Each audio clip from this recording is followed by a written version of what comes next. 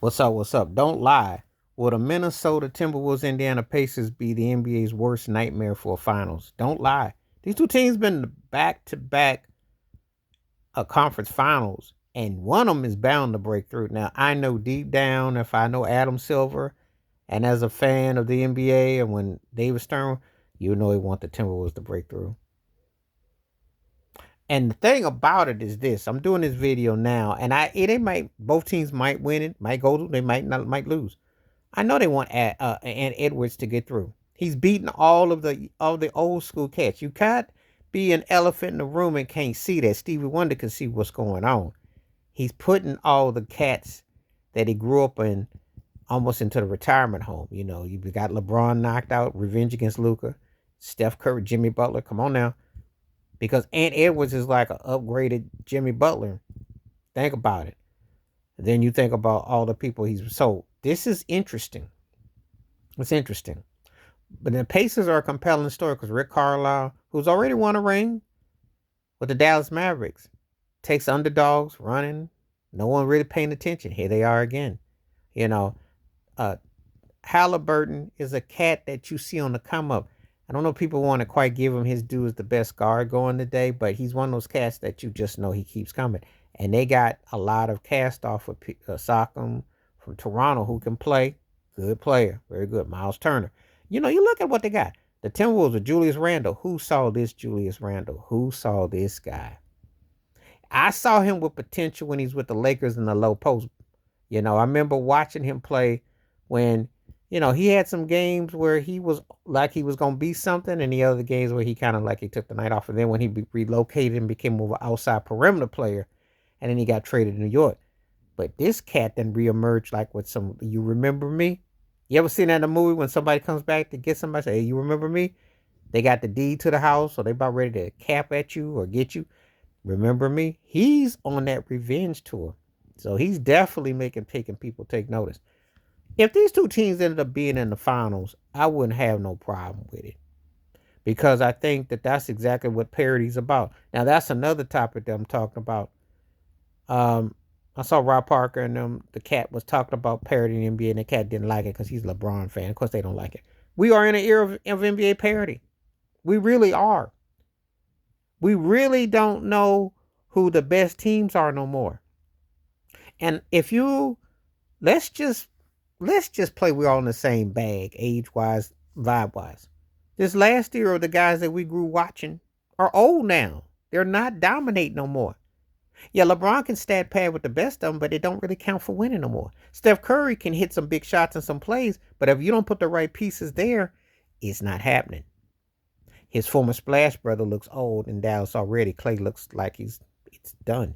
Jimmy Butler can still give you some moments, but it ain't quite the way it was. It's getting longer too. Draymond Green is looking like somebody's grandpa, and he's choking you out like he's somebody's grandpa too. Like he's been watching some of that Samuel Jackson. You know that movie. So yeah, you know all the Samuel Jackson. That's what he's turning right before your eyes. Kawhi Leonard, the big tease. If he could stay healthy, which he did, but they don't have enough there. And he's stuck with James Harden, who plays 2 games, and then he's like Rodney Dangerfield, and he's off to the party. And then Pandemic Paul George, who's more of a podcaster, he got more hits on for giving a video than he does on the court for a whole year. Just a fact. So you're watching the changing of the guards. All those cats that were happening, and Damian Lillard prayers and thoughts. But even if he was healthy, it wasn't going to happen in Milwaukee. You could see Giannis won because it just isn't to cut out that kind of player. So that era of those particular guys is getting faded into oblivion. Last year was the Olympics. This year just straight sweep your butt out. So what's going to happen? So the likes of a Minnesota Indiana finals, which would have been laughed out the room if David Stern was still alive, will be maybe a reality for Adam Silver's era. I mean, with this playing tournament, what they do, they're setting more people for more mediocrity and parity. Now, that doesn't mean that they wouldn't want a New York Minnesota finals. OKC in the finals, but again, think about it. New York could be like the last remaining big name situation. Do you see where we're headed with this? Because we no longer remember that NBA we used to. Oh, if you grew up in the late 70s, 80s, or you saw 60s basketball, it was always Celtics, Lakers. And that doesn't even really feel the same no more because the Lakers getting more hype than they've been knocked out. I don't know why they feel compelled because the Celtics are more, they got more titles in the story, but they feel more compelled because, it's a needle to LeBron. But anyway, remember when it was only about Boston, the Lakers, the Sixers, Detroit, begrudgingly because they didn't really like but they were there. And then the Bulls emerged, and then you had Houston, and then, of course, the San Antonio run. And Miami's run has been interesting. You go back to Golden State, a little bit with Dallas, but you know what I'm talking about.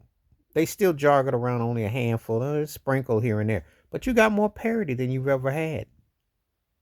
And the three ball era, for better or for worse, has made everybody a player. So think about it. When the game changed, it brought more parity.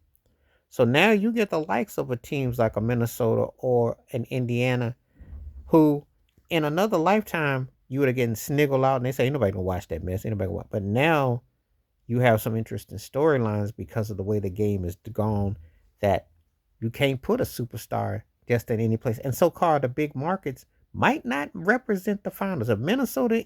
As I'm looking at the potential, we're gonna see what happens with the time of the video because Boston beat New York. But as it stands now, even if Denver was to come back or what have you, look at what is left. Because aside from New York and Boston, everybody else is small market and not the happening club. The Timberwolves ain't like that.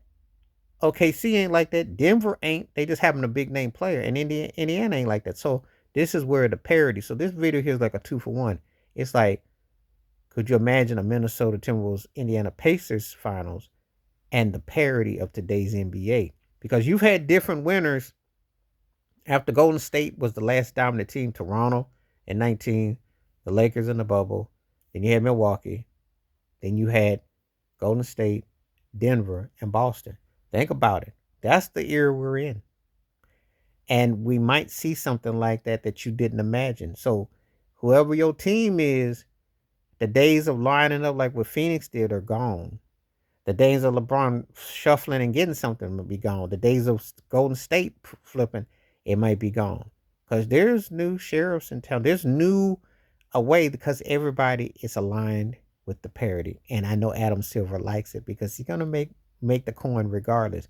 But you're going to have some intriguing stories. But I think that he would love, if he had his wish, either Minnesota and New York or New York and OKC or New York and Denver. I don't think he really wants the Pacers there. I'm just saying, I know David Stern was around. He'd be like, we can't have that. Call all the files you can find. Well, if you think that I'm joking, ask yourself about that lottery and how Dallas got that. Think they don't have a fix going on. But I'm telling you, they can't switch what's the reality because the cat's out the bag. We are in a day of real parity, and that's not going to change anytime soon. That's what we have right now. So those are the facts.